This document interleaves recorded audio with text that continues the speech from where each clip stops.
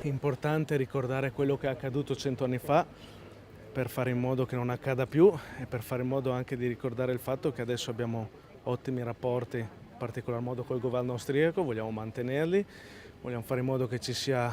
la possibilità di dialogo fra i popoli europei nel rispetto delle identità e delle differenze, ma ricordando che certe cose che hanno fatto tanto soffrire le nostre famiglie, in particolar modo in queste zone, insomma, non debbono riaccadere perché alla fine non concludono nulla e fanno tanto male alle popolazioni. A noi interessa che comunque all'interno dell'Europa le specificità, le identità locali e nazionali vengano rispettate.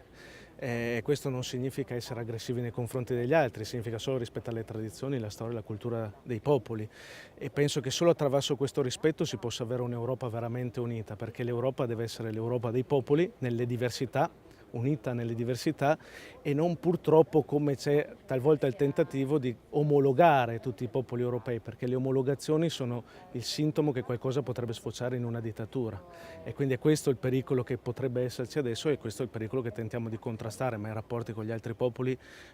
quando c'è il rispetto reciproco, ci deve assolutamente sempre essere, anche l'amicizia con gli altri popoli. Governatore Fedriga, lei nel suo discorso oggi ha detto che bisogna imparare dal passato affinché l'Europa metta al centro delle sue priorità i bisogni dei popoli. Sì, credo che sia necessario cambiare l'impostazione che l'Europa ha avuto fino ad oggi, che l'ha vista distanziarsi dalle popolazioni che rappresenta. Dobbiamo ritornare a un'Europa che sia veramente rappresentativa,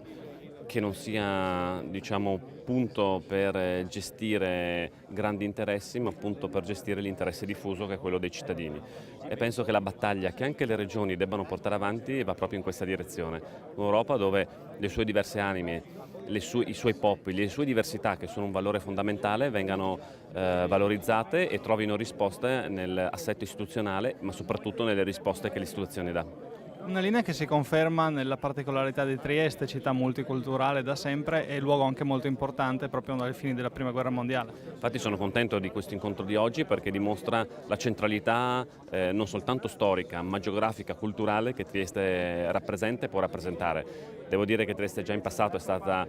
utilizzata proprio per incontri importanti, proprio per questa sua natura, e la nostra intenzione è portare avanti queste decisioni già prese perché penso possano rappresentare un valore aggiunto anche dal punto di vista economico per la nostra regione.